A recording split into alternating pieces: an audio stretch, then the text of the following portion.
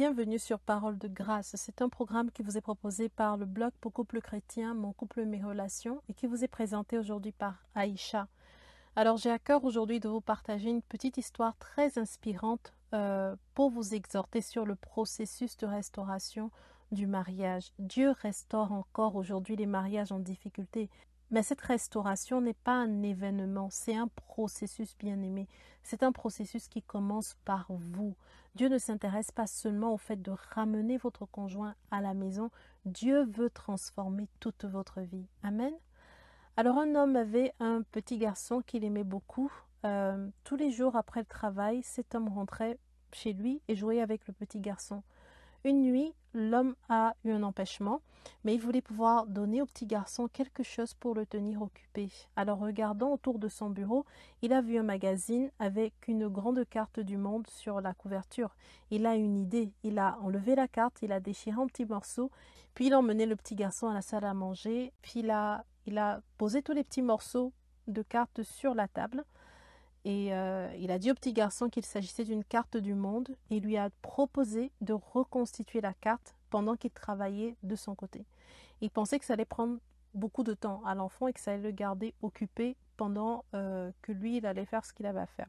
Alors une demi-heure environ plus tard, le jeune homme est revenu auprès de son père et lui a dit « Ok, c'est fini, on peut jouer maintenant ?»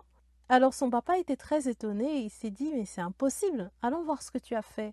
Alors ils sont allés voir tous les deux et là son père a vu l'image du monde complètement remis en place, chaque pièce vraiment à sa place quoi. Et le papa il a dit mais c'est incroyable, comment as-tu fait ça? Et son fils lui a répondu c'est simple, derrière la page il y avait une photo d'un homme et lorsque j'ai reconstitué le visage de l'homme, le monde s'est remis en place. Bien aimé, c'est exactement ce que Dieu est en train de faire dans votre vie. Dieu ne cherche pas premièrement à restaurer votre monde, non. Dieu veut vous restaurer vous premièrement. Comme je le dis souvent, la restauration de votre mariage commence par vous. Tout commence par la restauration de votre âme, de votre être intérieur. Et alors que Dieu travaille en vous, petit à petit, votre monde sera restauré.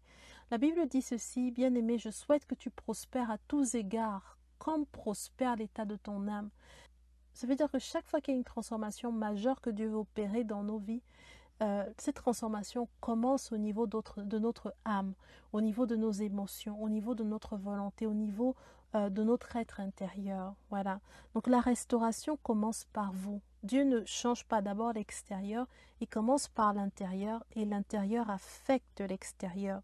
Et la Bible nous révèle qu'au commencement, la terre était informe et vide. La terre était dans un chaos total.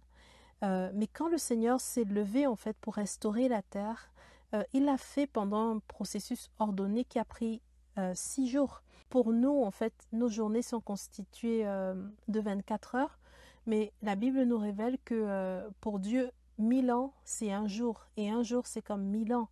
Amen. Et comme un sage architecte, Dieu a planifié chaque détail de cette reconstruction. Et à la fin, cela a donné le monde merveilleux dans lequel Adam et Ève vivaient.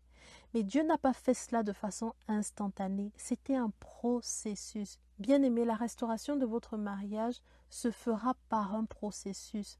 Trop de gens abandonnent trop vite parce qu'ils veulent quelque chose d'instantané. Mais Dieu a une vision beaucoup plus large que nous, bien-aimés. Voilà pourquoi je vous encourage à développer votre relation avec Dieu premièrement. Cherchez à le connaître. Quelqu'un me dira, mais comment est-ce qu'on peut connaître Dieu? Eh bien, vous développez votre relation avec Dieu comme vous développeriez une relation avec un ami. Sauf que Dieu est plus qu'un ami. Il est notre sauveur, il est notre Seigneur, il est notre Père, notre Dieu. Voilà. Donc, passez du temps avec Dieu tous les jours. Prenez du temps, mettez du temps à part. Consacrez du temps pour rencontrer Dieu chaque jour. Parlez à Dieu à travers la prière, mais aussi prenez le temps pour l'écouter en lisant votre Bible. Beaucoup de gens voudraient souvent que Dieu leur amène leur conjoint tout de suite, mais ils ne sont pas prêts. Leur âme n'a pas été restaurée.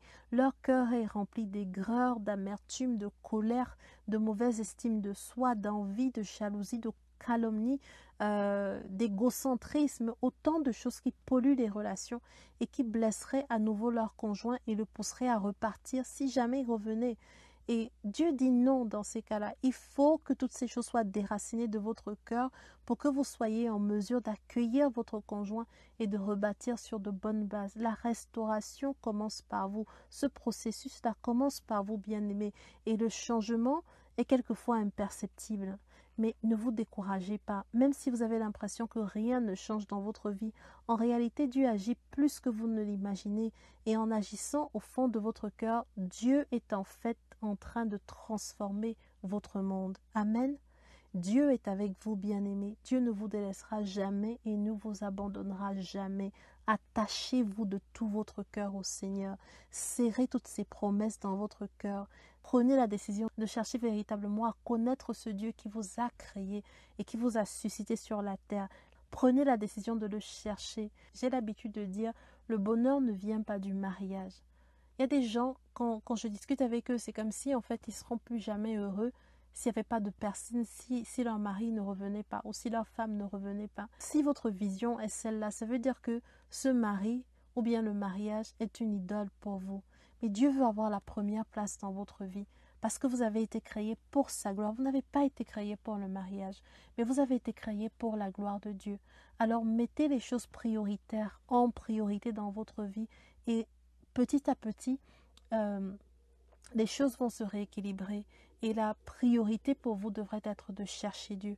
Je discute souvent avec pas mal de gens qui sont désespérés et qui me disent je suis malheureux ou je suis malheureuse parce que mon mari n'est pas là, parce que ma femme n'est pas là. C'est comme si leur vie a été complètement détruite, comme s'ils ne connaîtront plus jamais le bonheur sans leur mari ou sans leur femme. Et il y a des gens qui cherchent Dieu mais qui sont là uniquement parce qu'ils veulent que Dieu restaure leur mariage et qui se découragent et qui quittent la présence de Dieu, qui deviennent amers vis-à-vis de Dieu, qui deviennent aigris vis-à-vis de Dieu, en colère contre Dieu lorsqu'ils n'arrivent pas à leur fin, c'est-à-dire que quand Dieu n'agit pas entre guillemets vite dans leur vie. Bien-aimés, il y a quelque chose que je me plais à dire et je vous le dis aujourd'hui, vous n'avez pas été créés pour le mariage. Nous ne sommes pas venus sur la terre pour le mariage. Amen. Nous ne sommes pas venus sur la terre pour le mariage. La Bible dit que nous avons été créés pour la gloire de Dieu. C'est pour Dieu que nous avons été créés. Nous avons été créés par Dieu et nous avons été créés pour Dieu. Et c'est très important en fait de rétablir cet équilibre dans nos vies et de mettre Dieu en premier, de lui donner sa place. Et alors que nous remettons en priorité la personne qui est prioritaire, c'est-à-dire Dieu, toutes les autres choses s'organisent tout naturellement autour. C'est très important. Cherchez Dieu de tout votre cœur. Cherchez Dieu véritablement. Cherchez à comprendre pourquoi Dieu vous a suscité sur la terre. Pourquoi vous êtes là. Cherchez à développer cette relation-là avec Dieu. Et vous verrez que petit à petit, les choses vont se remettre en ordre dans votre vie. Amen. Que Dieu soit toujours le premier dans votre cœur. Que Dieu soit toujours le centre de votre vie. Dieu est la source de votre bonheur. Ma Bible ne dit nulle part que le mariage est la source du bonheur. Donc c'est très important de se remettre dans cette perspective-là. Amen. Dieu est avec vous. Dieu ne vous délaissera pas, il ne vous abandonnera pas. Mais cherchez-le d'un cœur vrai. Cherchez-le d'un cœur vrai. Attachez-vous à lui de tout votre cœur. Serrez toutes ses promesses dans votre cœur et laissez-le vous guider, un pas après l'autre, vers tout ce qu'il y a de meilleur pour vous. Amen. Voilà, que Dieu vous bénisse et vous fortifie. N'oubliez pas de vous abonner à la chaîne pour recevoir les futures vidéos. Nous partageons ensemble assez régulièrement, en particulier le samedi, quelques paroles d'encouragement pour tous ceux qui passent par des difficultés dans leur mariage.